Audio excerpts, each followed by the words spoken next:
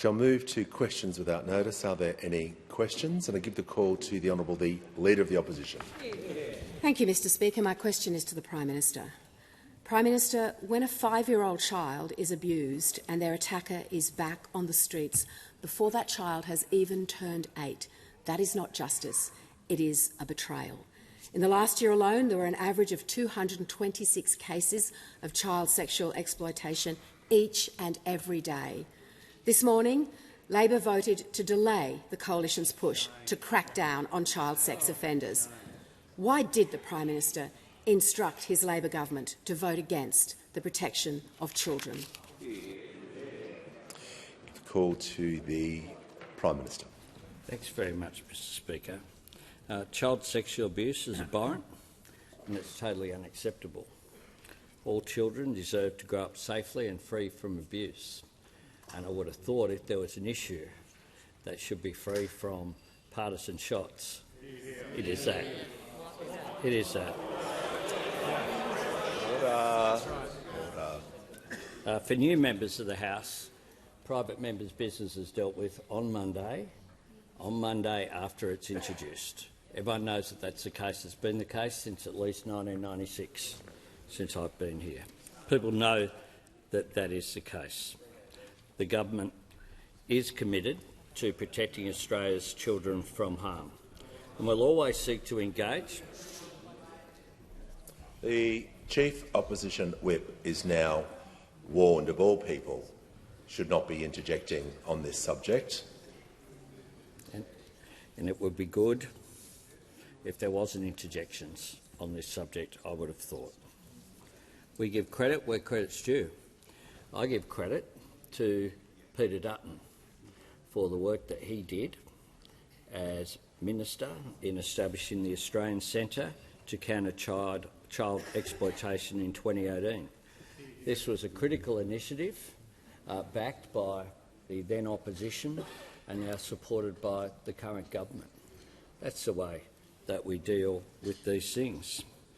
And in 2020, the opposition, then under my leadership, without shots across the chamber, supported the then coalition government in introducing mandatory minimum sentences for the most serious Commonwealth child sex offences and repeat offenders.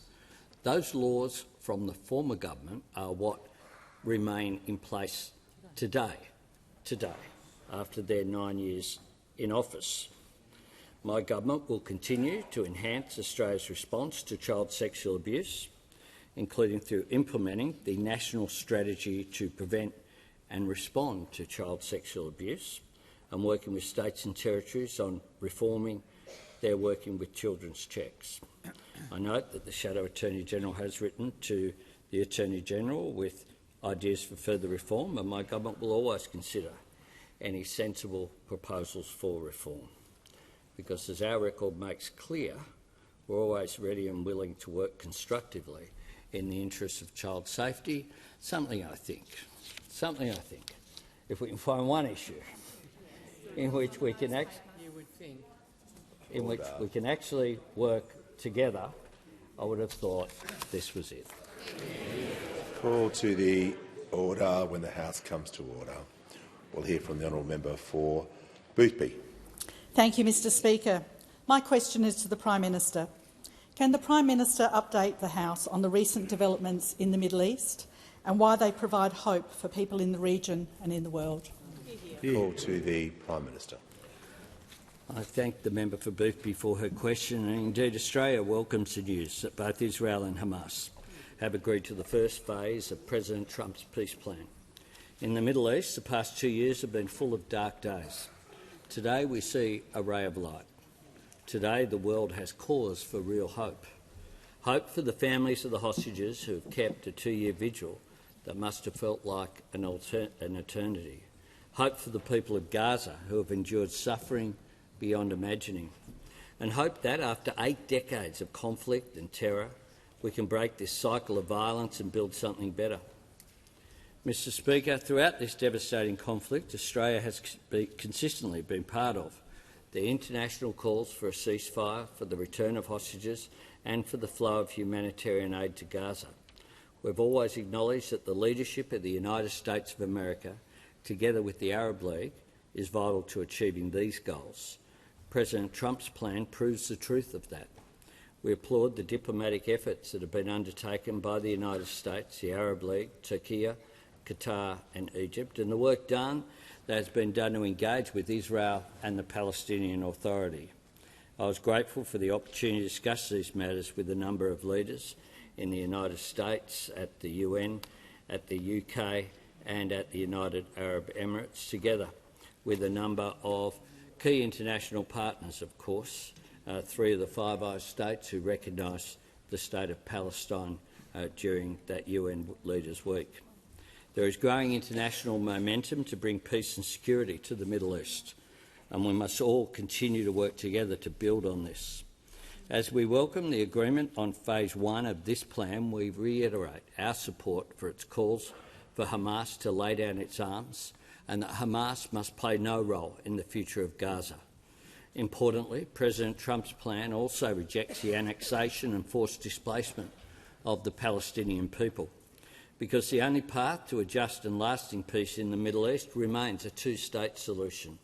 The State of Israel and the State of Palestine living side by side within internationally recognised borders in peace and security.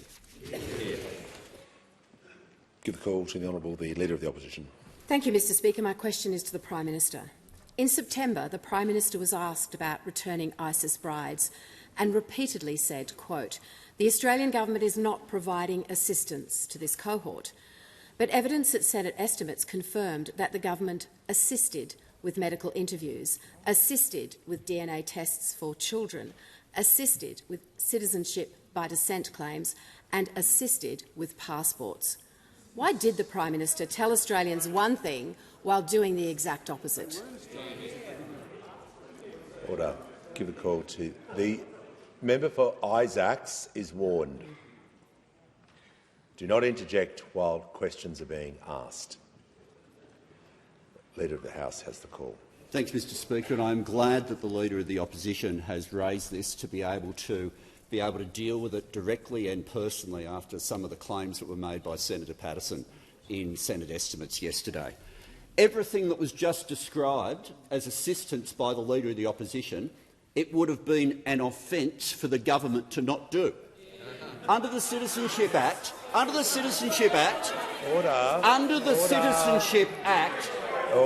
once someone applies, there is an obligation to make a decision according to law. Under the laws governing passports, if someone is eligible for a passport and applies to one of our embassies, there is an obligation for them to be provided with it. These individuals received what they were entitled to by law, no more and no less. No more and no less. What is hidden behind what the Leader of the Opposition is saying right there is she is suggesting, and maybe this is part of them being the party of robo-debt, that one of the options in front of the government was to not obey Australian law. Australian law has been followed, no more, no less. But let me say for these individuals— the member for Fairfax will these individuals, when they return to Australia, as a small number of them have, a much larger number of them returned under those opposite, and those who returned under those opposite, to give the complete comparison with the examples just provided by the Leader of the Opposition. House will just pause. Yeah, I haven't called you yet, so we're just going to deal with this because the Leader of the House, I was listening carefully.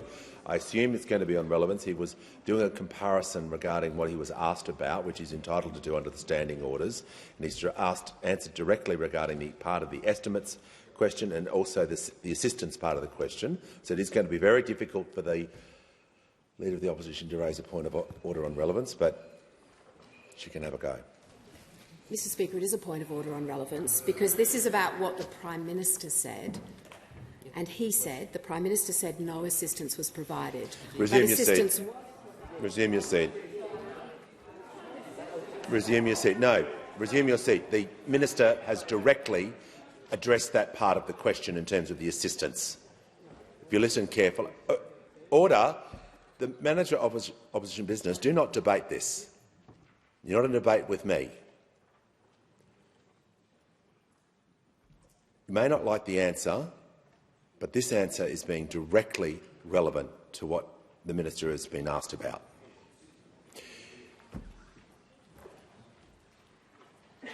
The member for Nichols will leave the chamber under 94A. Well, the member for Fisher can leave the chamber under 94A.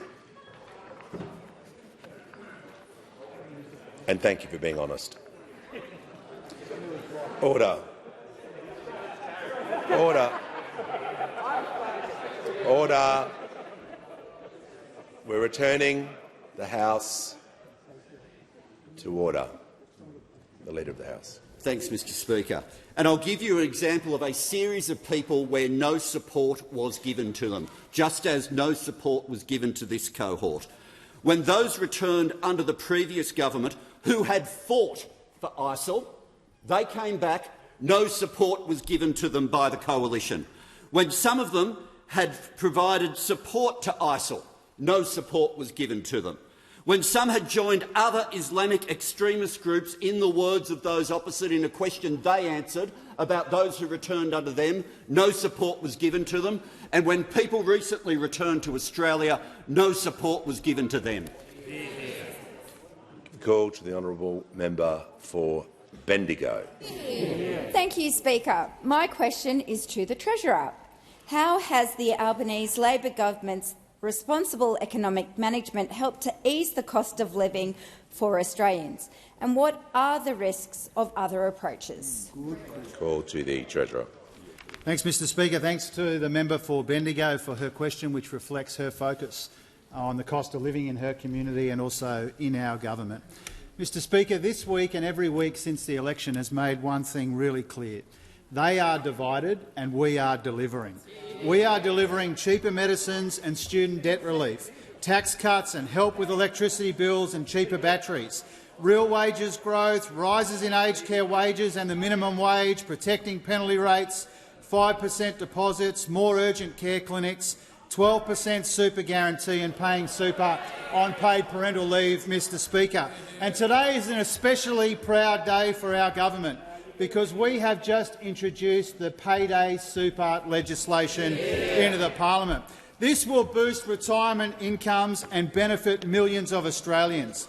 It will mean that you get your super when you get your salary, because too many Australians are missing out on the super that they have earned and that they are entitled to. This will help ensure that Australian workers get their super paid and paid on time.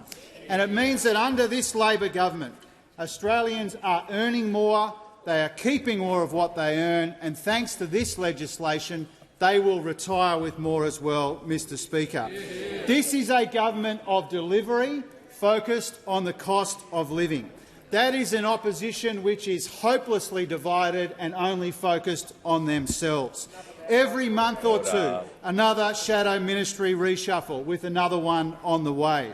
Former shadow ministers writing letters about leaking and then leaking them, Mr Speaker. 158 questions since the member for Fairfax asked me anything about the economy. Order. Members on my right, the manager is entitled to raise a point of order.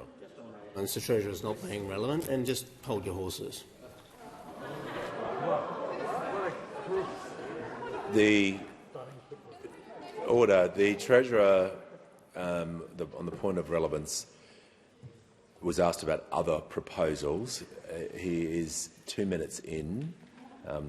Just going to make sure his answer, if he's talking about other proposals, it's being directly relevant to the question he was asked about in terms of cost of living. Treasurer has the call. Thank you, Speaker. The point that I'm making is that we're delivering help with the cost of living. Their division would cost Australians when it comes to the economy. They are a mess, Mr Speaker. We've got the opposition leader punishing the member for Canning the harshest way she knows by making him sit next to the member for Barker. And Mr Speaker, he's okay with that because he used to sit near the member for Fairfax, Mr Speaker. Now, we will not be distracted by the unedifying spats on that side of the House between the far right and the further right, Mr Speaker. We will stay focused on the main game, which is the cost of living. They have not learned a thing from the election. They have not changed a bit. They are divisive. They are divided. This government is delivering. Before I call the member for Mayo, I'm pleased to inform the House that present in the gallery today is a Canberra Fellowship delegation from Sri Lanka. On behalf of all members, I wish you a warm welcome to Australia and to the House of Representatives. Give the call to the member for Mayo. Thank you, Mr Speaker. My question is to the Minister for Defence. In September 2024, I asked if the Woodside Barracks would remain operational and if the government would rule out selling the site for housing. The Minister responded that Defence Estate audit received by the government in December 2023 was awaiting response. After nearly 2 years, no response has been published, nor has the Minister responded to my letter of 13 May this year. When will the Minister reveal the future of Woodside Barracks? My community is very concerned about this. Call to the Minister for Defence and the Deputy Prime Minister. Well, I thank the member for her question. The estate audit, as you rightly said, was presented to government at that time, and we have been, and it is a very important piece of work which has looked at the state of fitness, if I could put it that way, of the defence estate for what is Defence's needs in 2025, understanding that there are a number of properties within the defence estate which really have their history in the defence estate as being part of something in the past and not necessarily focused on the future. The really important piece of work which was undertaken, as I've previously said, did have implications in terms of personnel, and to be frank, it required more work in terms of a government response than we initially anticipated, and it was to that end that we took more time in terms of developing the response, and I've previously spoken about that. What I would say to the member now is that we have been working on this at a pace since the election, and we will be in a position to respond to that audit in the very near future. I will, and in the context of that response, we'll be able to specifically reply to her correspondence in respect of that particular property. But making sure that the defence estate is fit for purpose in terms of what Defence's needs are in 2025 is absolutely paramount. Making sure that it gives us the full basis upon which we can engage in our strategic purpose, and that is to be able to engage in impactful projection, is fundamentally important. And I do thank those who had worked on the Defence Estate audit. I would also like to just acknowledge the Assistant Minister for Defence, the member for Wills, who has been working on this since the election, and you will be hearing from the government very shortly in respect of this. Call to the member for Ford. My question is to the Minister for Housing, Homelessness and Cities. How is the Albanese Labor government tackling the housing crisis by building more homes, supporting renters and backing in first home buyers? Are there other approaches being put forward? Call to the Minister for Housing, the Minister for Homelessness and the Minister for Cities. Thank you, Speaker, and I thank the member for Ford for his question. The member for Ford has tens of thousands of people living his electorate who are today getting a hand with their housing needs from our Albanese government. And, Speaker, I know he's a passionate advocate for making sure that his constituents get into their first home. Speaker, in Ford alone, more than 2,000 people have taken up our government's 5% deposit program to get into their first home since we were elected in 2022. The member for Ford has lots of renters living in his electorate, Speaker. In his electorate alone, more than 20,000 people have received an almost 50% increase to their Commonwealth rent assistance. That's 20,000 out of 1 million households around the country. But, Speaker, that's not it. As part of our work for renters, the Prime Minister has ensured that every single renter in our country is today getting better rental standards because of his willingness to push the states to implement a better deal for renters. Now, renting is really tough, Speaker. When our government thinks about housing policy, it's renters that we have in mind. So it was really encouraging to see some reporting today that rents across the capital cities have now stabilised for 5 quarters. This is really good news, even though there's a lot more work to do. Now, Speaker, when I talk to renters, I usually get one single message from them. Whatever their current housing challenges, the thing that bothers them the most is that many cannot see a realistic pathway to getting into a home of their own. And, Speaker, that is why our government has expanded our 5% deposit program to make every single first home buyer in our country eligible for government support. Now, Speaker, our 5% deposit program will slash the average time it takes for a deposit to save for a deposit from over a decade to just 2 to 3 years. Now, Speaker, I've talked a bit about some central pieces of the government's agenda just now, and I really want you to understand that none of the critical actions on the housing crisis that we are taking today is supported by the opposition, who, over a wasted decade, sat on the benches behind me doing absolutely nothing about the housing challenges that were growing before their eyes. Now, Speaker, they then spent the following 3 years being housing hypocrites, trying to slow us down and hold us back from addressing the crisis while complaining that not enough was being done. Now, Speaker, what worries me the most about all this is that we're in this new term of parliament, there's fresh faces, there's fresh air in the chamber, but the same old negative attitudes prevail. We heard the opposition housing spokesperson say today of the government's agenda the government, quote, shouldn't be doing things at all. The opposition doesn't want us to build more homes, they don't want us to help renters, and they don't want us to support more Australians into home ownership. Speaker, they have not a single useful thing to say about one of the biggest issues facing the country. Well, we've got a $43 billion agenda, building more homes, helping renters get a better deal and getting more Australians into home ownership. Call to the member for Herbert. Thank you, Speaker. My question is to the Prime Minister. Evidence from the Australian Federal Police at Senate estimates yesterday confirmed that more ISIS brides would be arriving in Australia over the next 12 months. Prime Minister, will the government be honest this time and tell the Australian people how many more ISIS brides will return, when they will arrive and where they will live? Call to the Prime Minister. Speaker, the assumptions in the question are wrong, because the assumptions suggest that they're coming back to Australia with our support, which they are not. Call to the honourable member for Hasluck. Thank you, Speaker. My question is to the Minister for Employment and Workplace Relations. How are the Albanese Labor government's reforms helping with the cost of living relief for working Australians? Why is this needed after a decade of wages being kept deliberately low?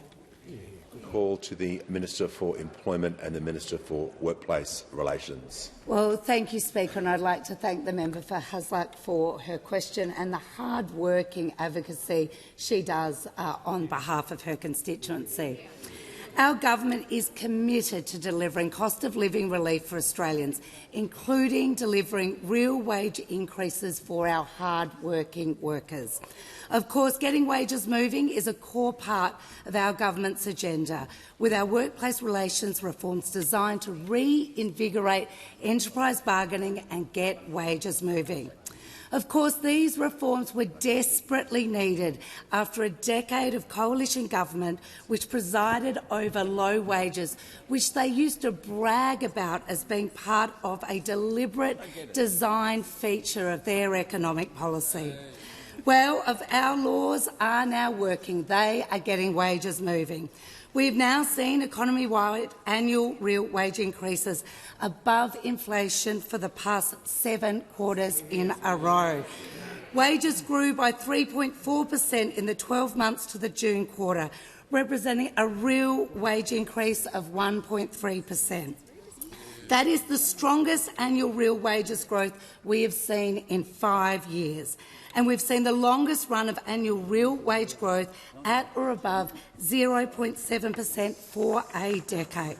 Now, wages increases are even higher for those workers covered by enterprise bargaining agreements. The latest data revealed that approved agreements in the June quarter this year delivered an annual wage increase of 4.2%, and this is up from 3.8% recorded in the March quarter and above the average over the last 5 years. And the private sector is leading the way, with newly approved enterprise agreements in the most recent quarter recording higher pay increases compared to approvals in the public sector. Now, of course, from July 1 this year, the minimum wage and award workers saw a 3.5% increase. This decision followed our government's submission calling for an economically sustainable real wage increase for Australia's award-reliant workers. This, of course, was ongoingly rejected by those opposite. We've protected the pay packets of those award-reliant workers who work weekends, unsociable hours, by enshrining protections of their penalty rates in law. Under our government, we're seeing real wages grow, unemployment remaining at historically low levels and inflation coming down. And while those opposite continue to be preoccupied by their own melodrama, which could rival the bold and the beautiful, our government, who is focused on delivering for Australian workers and delivering for Australian people.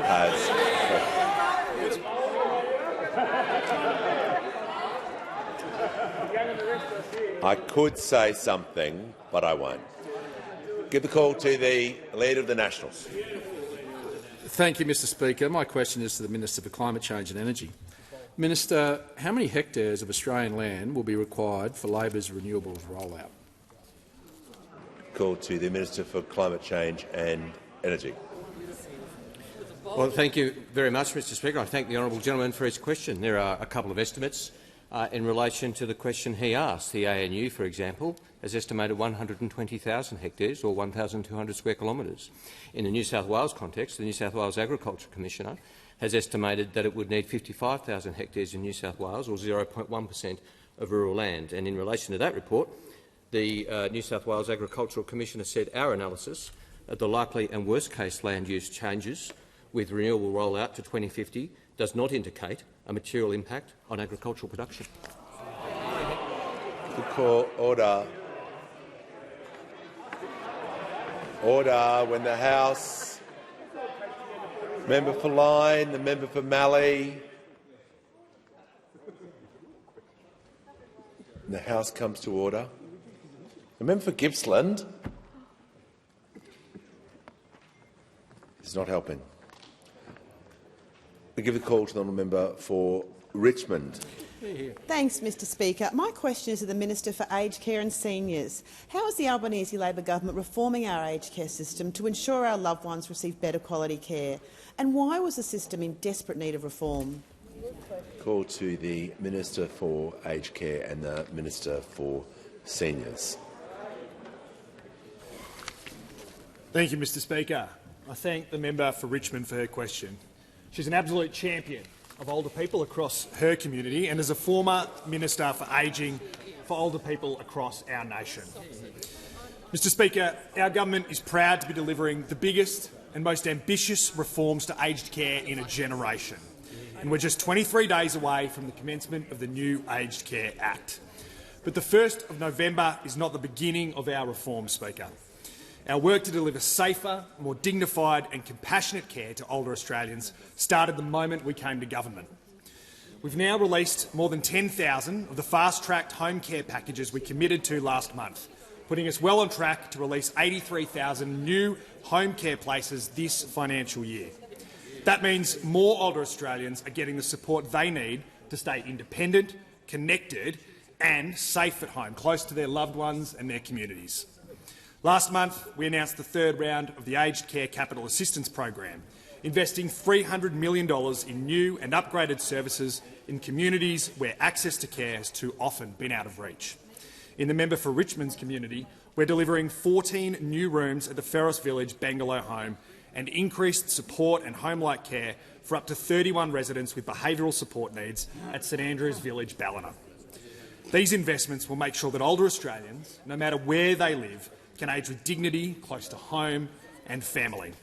And, Mr Speaker, Our aged care system is nothing without the dedicated, compassionate people who care for older Australians every day. Last week, the Treasurer and I visited the Callum Vale Seniors Expo in his electorate to mark yet another round of the Labor government's pay rises for aged care workers. Now, these highly skilled workers do some of the most important work in our community, and they are finally being recognised and rewarded for it, with the average registered nurse now $28,000 better off every single year. Mr Speaker, we inherited an aged care system in crisis, an unacceptable and unsustainable failing of the former Liberal government that did not meet the expectations or the needs of the older Australians who relied upon its care. And this culminated in the Royal Commission, which said of those opposite, and I quote, "Their main consideration was the minimum commitment they could get away with." But, Mr Speaker, every one of our actions, from fairer wages to more home care packages to better residential aged care, is about fixing the system we inherited and building one that actually delivers for older Australians, because this Labor government believes that aged care should be about care, not just cost, and this Labor government is getting on with the job of giving every Australian the dignity and respect they deserve in later life. Hear, hear. Give the call to the honourable member for Wannon. Thanks, Speaker. My question is to the Minister for Climate Change. Unlike the minister, I can tell the House that Labor's unplanned and chaotic renewables rollout will swallow up important areas of biodiversity and prime agricultural land as part of a renewables rollout 1.7 times the size of Tasmania. Just want to give you a fair go. Order. There is just far too much noise. The minister will need to hear the question. I will need to hear the question, and everyone else will want to hear it as well. So the member's going to begin his question again, and everyone's just going to observe the respect of listening to the member for Wannon.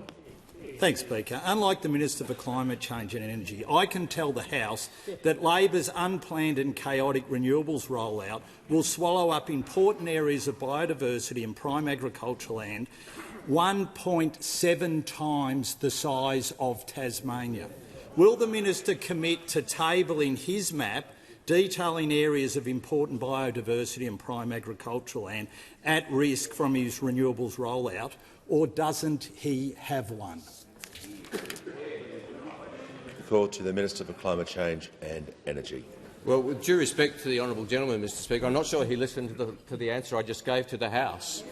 Mr Speaker, where I outlined how many hectares is estimated to be taken of agricultural land in relation to protected lands. We have a very strict environmental approval regime in place, and if an application is in the wrong place, it won't be approved, whether it's for renewable energy or anything else, Mr Speaker. That's as it should be. That's the approach that the member for Sydney took. It's the approach that Minister Watt takes.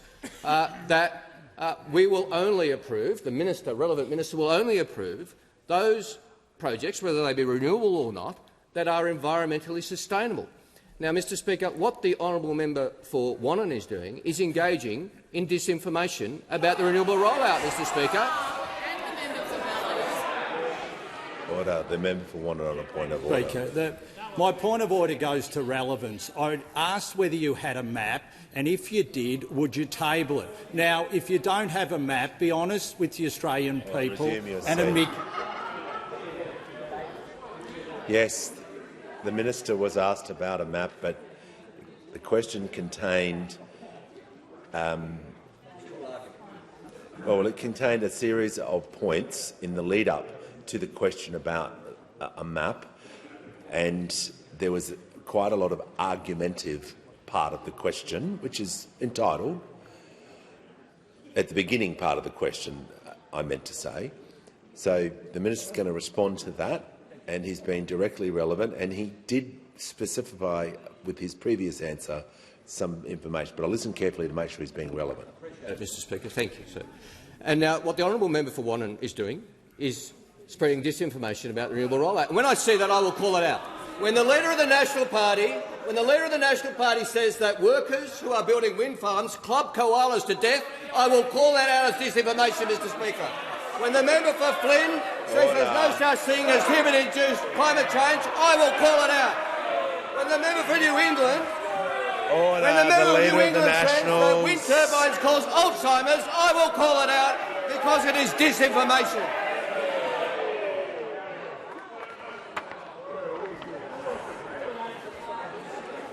Order. Now, we'll just order. The member for Wannon is seeking a point of order. Thanks, Speaker. I'd like to table a document from the University of Queensland and Princeton which shows that your renewables rollout will be 1.7 times or greater the size of— It's okay. All right. Yeah, okay. Okay, you've made the point. Yep. You put the request in, no problem. The Leader of the House? No. Okay. Now we'll move to the order. Order.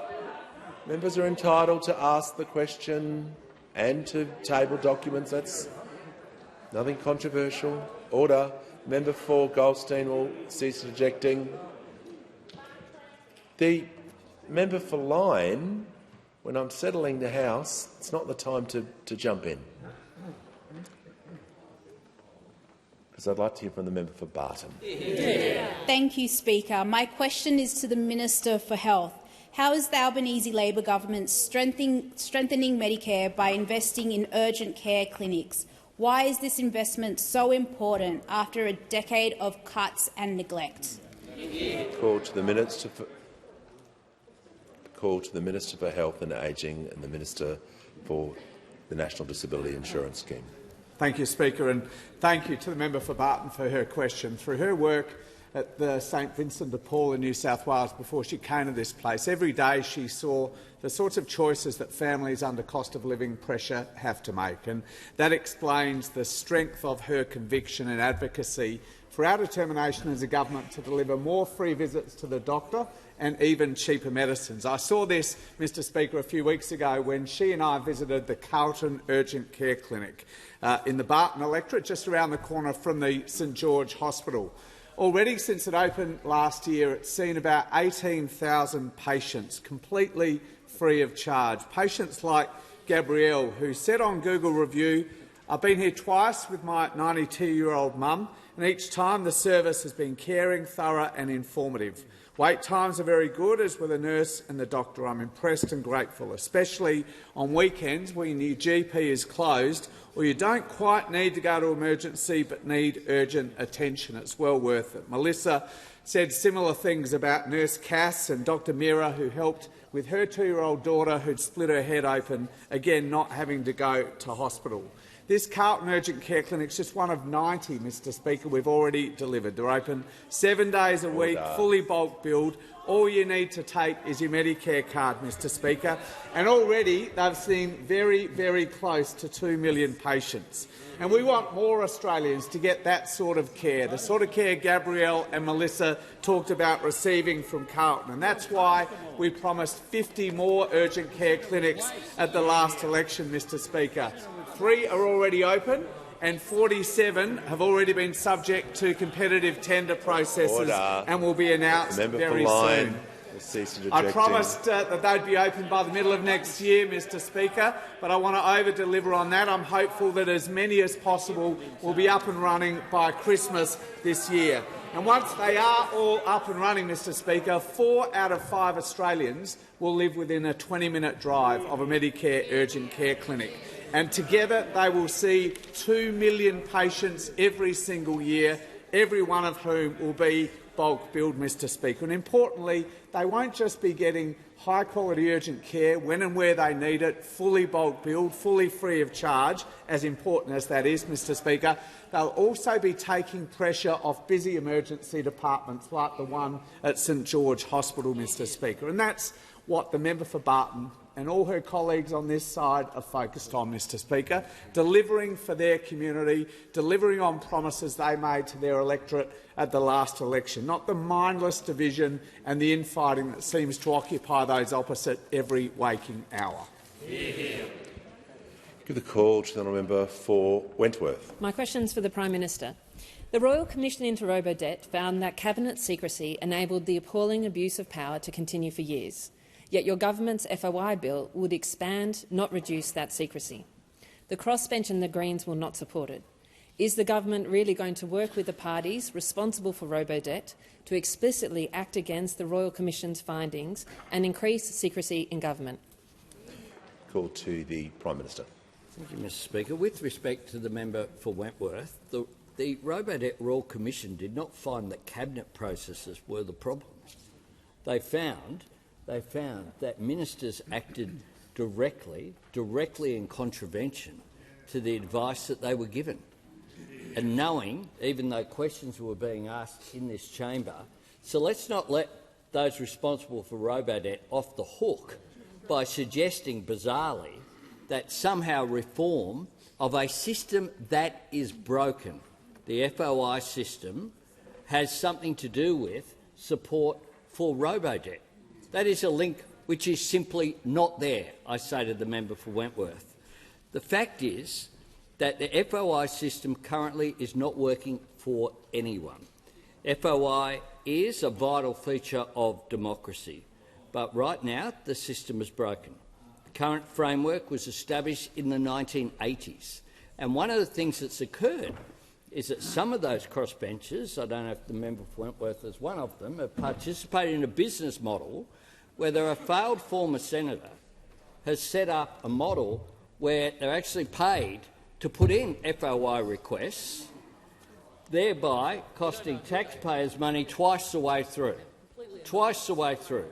The other thing that is happening is that more than 1 million hours of time was spent in the last year. Order. The Prime Minister will call. Order. Member for Forrest. Member for Wentworth is entitled to raise a point of order. Don't need to have any interjections. The member for Wentworth on The point of order is on relevance. This is related to cabinet secrecy and explicitly the robo-debt findings in relation to the FOI into FOI in cabinets and how that was linked together. The Prime Minister has dealt with that issue in terms of pretty explicitly regarding order. The Prime Minister has the call, so he is being absolutely directly relevant in terms of that point of order. To be very explicit, anyone who wants to be in a party of government and a part of government would say that cabinet processes do need to be confidential. That's the law, and it always has been the law. So the idea that that is somehow an impediment is, quite frankly, a very long bow, and the member for Wentworth, I'm sure, knows that. The fact is that when the FOI Act commenced, the number of electronic records created by government and the speed at which they were created was unimaginable then. Unimaginable. You can have artificial intelligence that can produce 1,000 FOI requests in a matter of minutes. The idea that government will be stopped from functioning and that we will pretend that technological advances have not changed the dynamic, just as those members on the crossbench, the same people who say to me as Prime Minister, we need extra staff because of emails, because of technological advancement, because it's easier to contact members of parliament, etc. I tell you what, the fact is that what I do say to the member opposite and to all members of this House is engage constructively in this reform, because this reform is necessary if government is going to be able to function in the future. Has concluded. The call to the honourable member for McNamara. Thank you very much, Speaker. My question is to the Minister for Education. What is the Albanese Labor government doing to help Australians with a student debt and make university education better and fairer, and what has been the response? Call to the Minister for Education.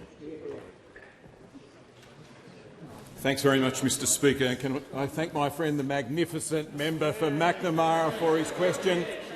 I know his mum and dad, Leanne and Phil, are up there in the gallery today, and they must be so very proud of him, as we all are. My mum and dad, Pam and Bob, are up there too. I'm not sure if they're just as proud.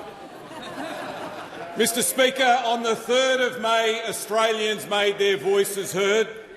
They voted for tax cuts, they voted for free TAFE, they voted for us to build more homes, they voted for us to roll out more urgent care clinics, they voted for cheaper medicine, they voted for us to freeze the excise on beer, and they voted for this, to cut student debt by 20%.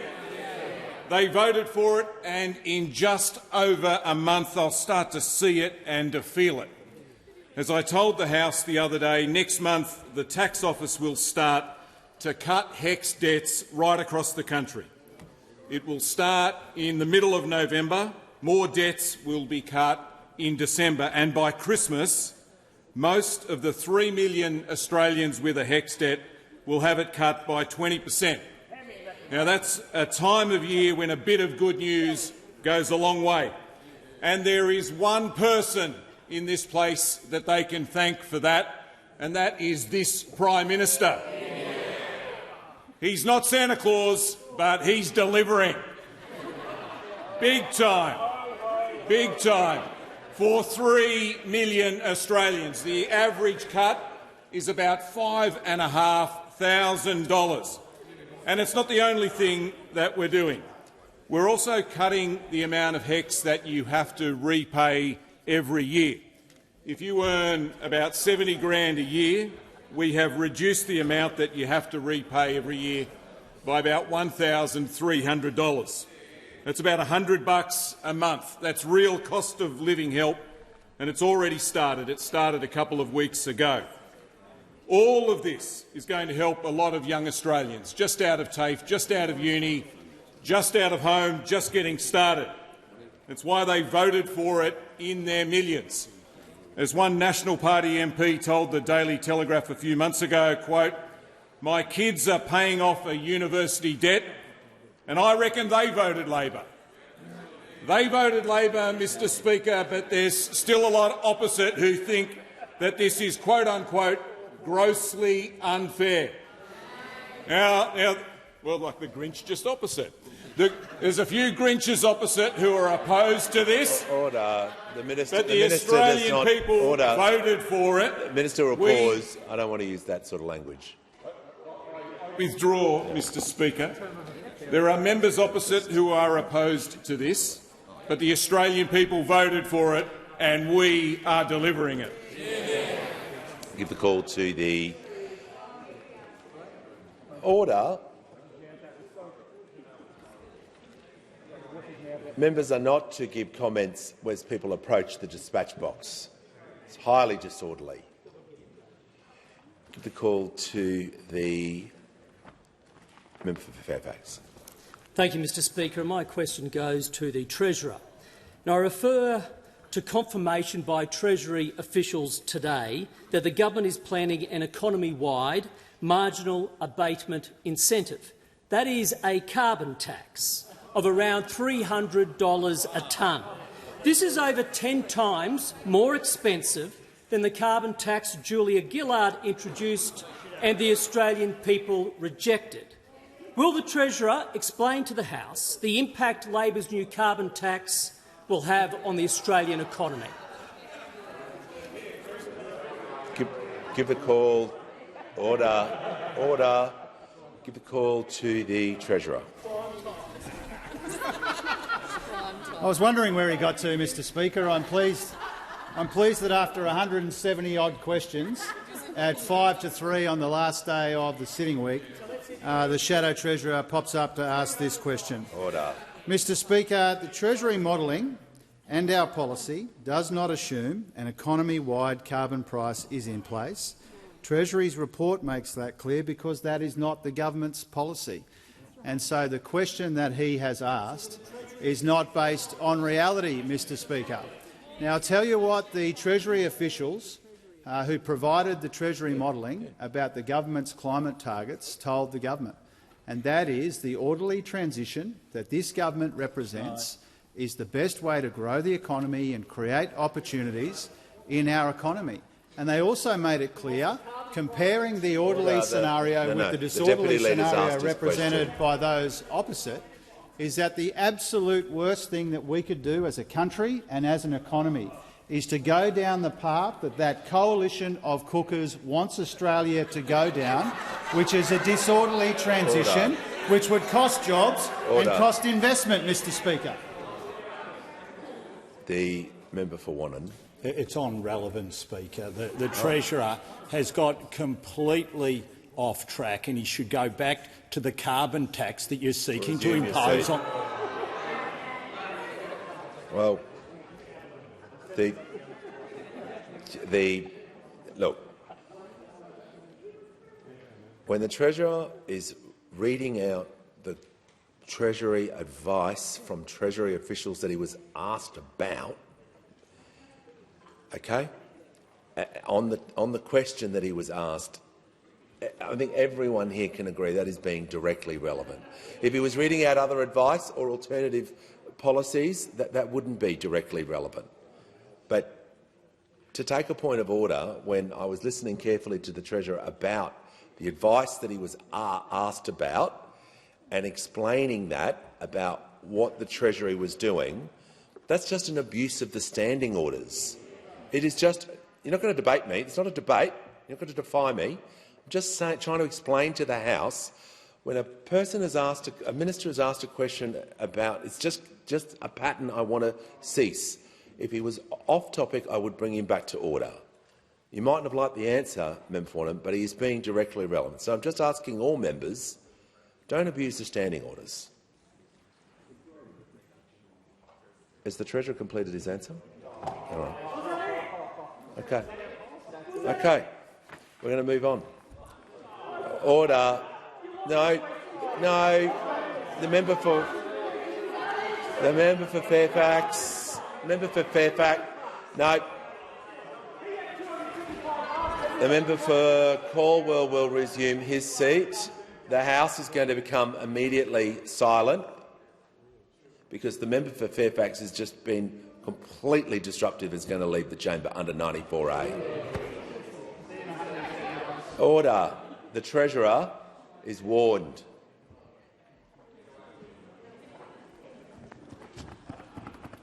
Member for Wright. I know who's in the gallery, and you'll be in trouble as well. Your lovely mum. Give the call to the honourable member for Caldwell. Thank you, Speaker. My question is to the Minister for Skills and Training. How is the Albanese Labor government's Free TAFE program helping Australians to pursue new qualifications and careers? How have Australians responded to Free TAFE? Call to the Minister for Skills and Training. Thanks, Speaker. And I thank my friend the member for Caldwell for his question. He gave an extraordinary first speech in this place, and he's carried on exactly as that left off. In his electorate too, there has been extraordinary support for Free TAFE, a commitment that we took to the 2022 election and which we have delivered, Speaker, which we have delivered, because Free TAFE is breaking down the barriers to students getting skills they need for jobs that we need doing.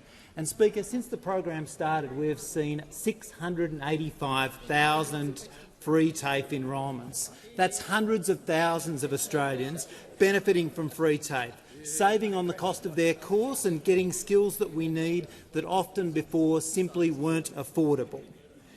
A student in Queensland now can save $15,000 on a diploma of nursing, and a student in Western Australia $3,500 on a Certificate 3 in Early Childhood Education and Care. And a student from Broadmeadows in the member for Caldwell's electorate can also save up to $15,000 in doing their Cert 4 Building and Construction Diploma. And as I announced last week, there have now been around 190,000 course completions. And that's, of course, more people to build the homes that Minister O'Neill is working towards. It's more Australians to care for those unwell, and also for our youngest and our oldest Australians too. And the member asked me about how Australians have responded to Free TAFE. Well, on the 3rd of May, Australians voted to back in Free TAFE. And hundreds of thousands of Australians are voting with their feet to enrol in Free TAFE courses. And, Speaker, on this side of the House, everyone backs free TAFE 100%. But we know those opposite are against free TAFE. In fact, Speaker, it might be the only thing they agree on. It might be the only thing they agree on. They say too that they're the voice of regional Australia, yet despite the fact that regional communities represent more than 1/3 of all free TAFE enrolments, they stand against it. And more than that, they talk down to those Australians benefiting from free TAFE. The Leader of the Opposition said of free TAFE last year that if you don't pay for something, you don't value it. And then last month she flagged that free TAFE is still on the Coalition's chopping block. She says that it drains resources. And just yesterday, the member for Cook said our free TAFE program is, and I quote him, virtue signalling. What a shameful and contemptuous thing to say to the hundreds of thousands of Australians who are directly benefiting from free TAFE and making their contribution to their communities. The Coalition haven't listened and they haven't learned. And Australians know that only a united Albanese Labor government will back free TAFE and deliver Australians the skills they want for the jobs we need. The call to the honourable member for Warringah. Thank you. To the Prime Minister, will you implement without delay Australian local content quotas for streaming services as promised in 2019, 2022 and again in 2025 to help save the 55,000 jobs in the Australian screen industry? Call to the Minister for Communications and the Minister for Sport. Thank you very much for the question. This is something that the Minister for the Arts and I have been working on together. We agree that local content quotas are very important and that our commitment to the Australian industry, both in communications and in arts, is important, and we'll continue to do that work, and we'll give you an update as soon as we can. I didn't want to interrupt that flow, but just to remind the member, as I did yesterday, and I want to be consistent, I prefer all questions not contain the word you or yours. Give a call to the Chief Government Whip. Thank you, Speaker. My question is to the Minister for Social Services. How is the Albanese Labor government easing cost of living pressures for Australians, including social security payment recipients? Are there any risks to this or alternative policies of which the government is aware? Call to the Minister for Social Services. Well, thank you very much, Mr Speaker, and thanks so much to the member for Lalor, who is a fierce advocate for her local community. Of course, as a Labor government, we want people who can work to work. It's good for them, it's good for our national productivity, and thanks to the strong economic management of this Prime Minister and this Treasurer, we've seen more than 1.1 million extra jobs created since we came to government. We've given every taxpayer a tax cut, and for those workers on a minimum wage, they've seen a pay bump of around $9,000 a year since we came to government. But when people can't work or when they've retired, of course we want a social security system that allows them to live with dignity. And from the 20th of September this year, more than 5 million social security recipients saw a boost in their payments. That includes almost 20,000 people in the member for Lawler's seat, aged pensioners and job seekers. The changes that came into effect on the 20th of September mean that someone on the full age pension got about an extra $30 a fortnight. That means that aged pensioner is about $5,000 a year better off since Labor came to government. A job seeker is about $4,000 a year better off since we came to government. Commonwealth rent assistance has increased. It's gone up by almost 50%, and that means about an extra $1,800 a year. Of course, that builds on cheaper medicines, more bulk billing, fee-free TAFE, 5% deposits, 20% cut to student debts and a whole range of other cost-of-living measures. But we know what would put all of this at risk. Those opposite would, because last time they were in opposition they promised no change to pensions 9 times, and they came to government and they tried to cut the pension by $80 a week and raise the pension age to 70. And now the Leader of the Opposition has actually said that she would look at pension eligibility, indexing programs more smartly, and capping demand-driven programs. Well, what does that mean in practice? We've seen what it means because they've tried it before. Are they going to cap eligibility for demand-driven programs like paid parental leave? Last time they called working mums rorters and double dippers. Are they going to try and cut the pension like they tried to do last time by slashing indexation? Those opposite need to come clear with the 5 million Australians that rely on social security, the 180,000 paid parental leave recipient families every year. What are they going to do? Are they going to cut eligibility? Are they going to slash indexation? Who's going to miss out? We're focused on delivery. They're focused on cuts.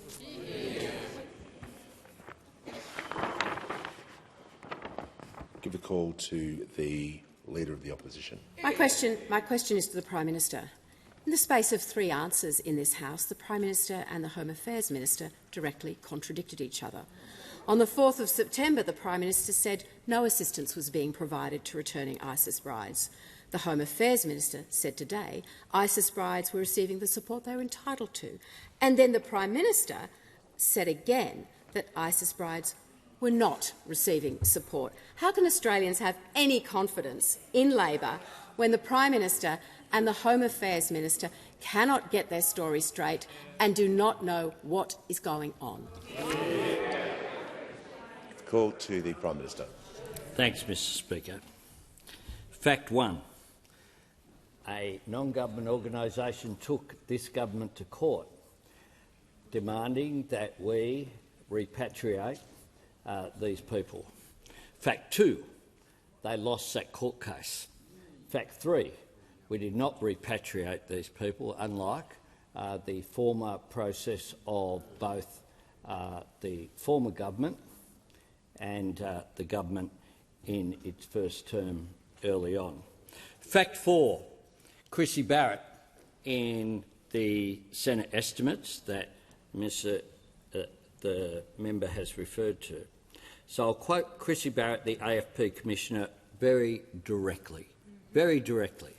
I do want to provide assurance and confidence that the AFP remains appropriately prepared and positioned to respond to any self-managed returns from the internally displaced persons camps alongside our Commonwealth and state partners. She went on to say this, direct quote again. We are always positioned and prepared for any self-managed returns from that region. Operation Houth, for example, has been an ongoing investigation since 2014. 2014. If you think about that, fact 5. They may not like the facts, but they are there.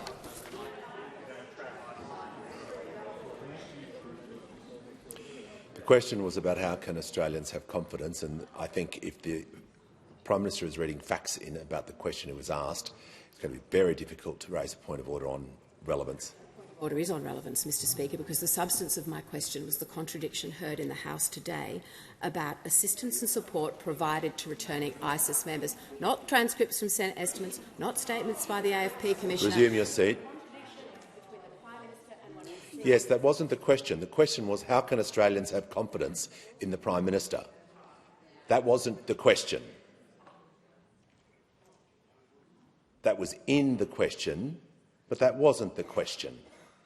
So if you're going to ask a question specifically about confidence and the Prime Minister or any minister is reading facts and then transcripts about the issue that was raised directly in Senate estimates, or I'm not sure where the Commissioner raised those comments, anyone listening to this would say that is being directly relevant. Prime Minister has the call. Thanks, Mr Speaker.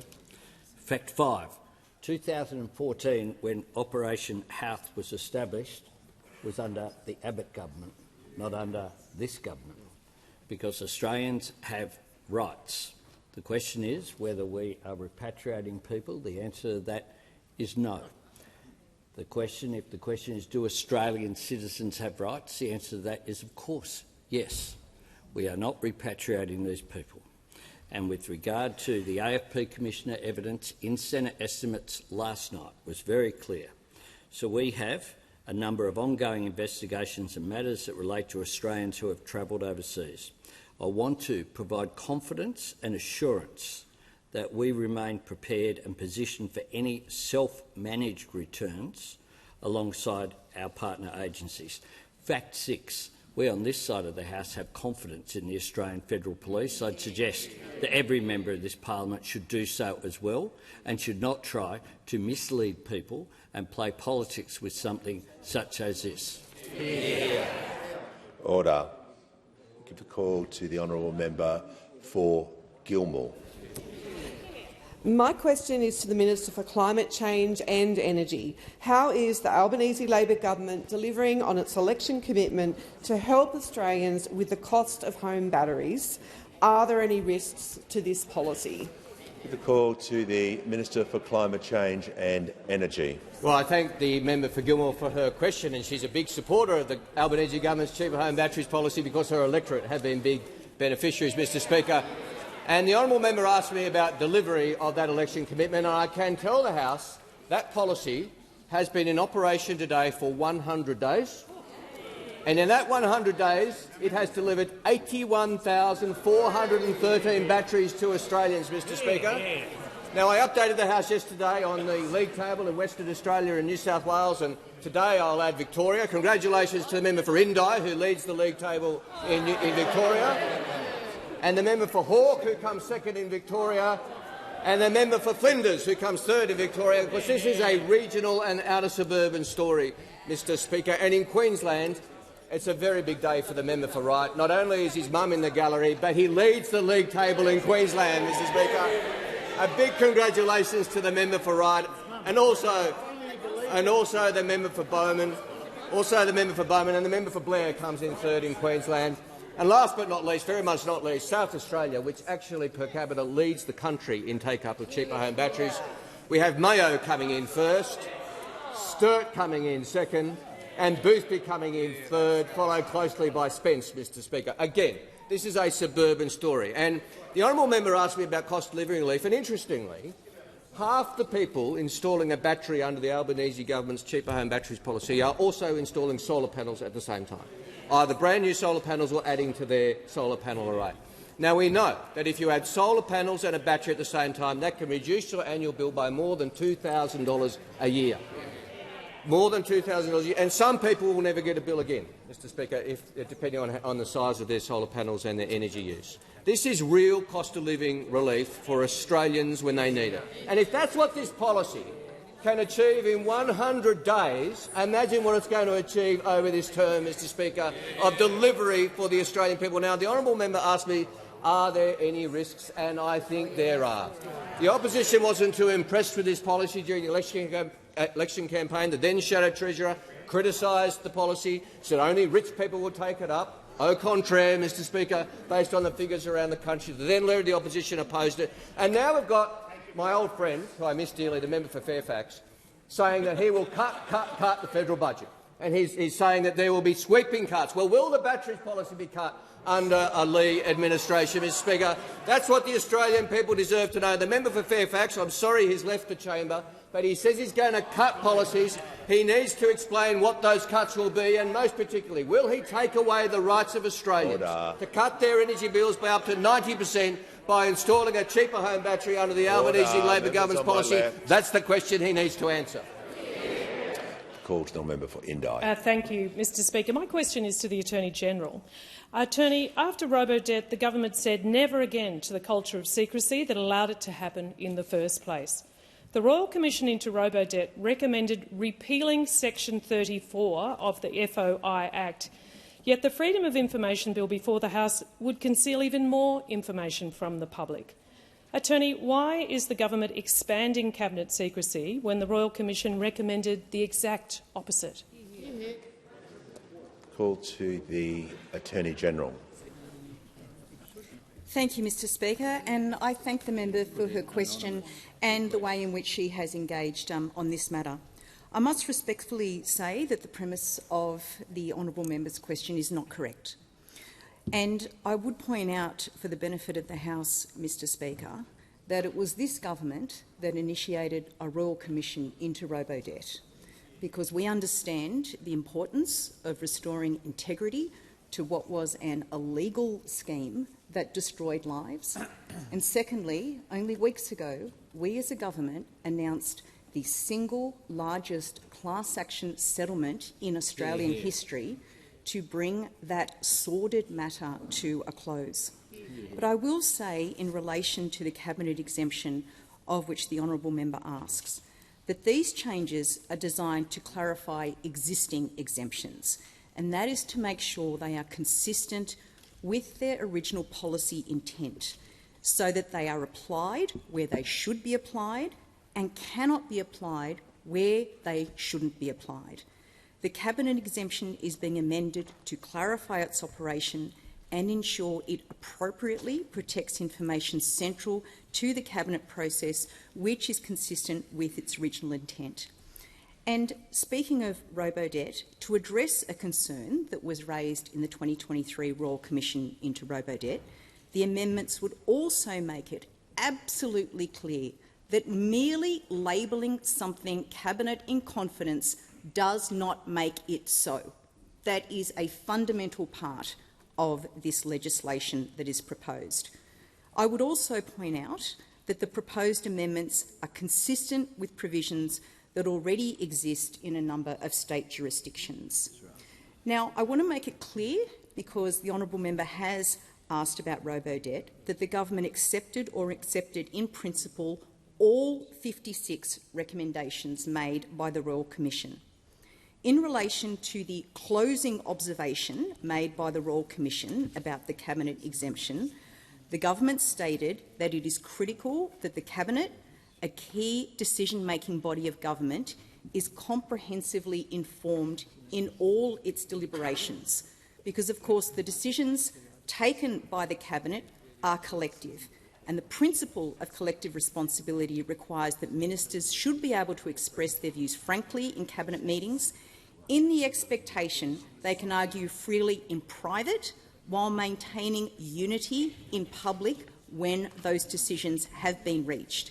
And this in turn requires that opinions expressed in the Cabinet and Cabinet committees, including in documents and any correspondence, are treated as confidential.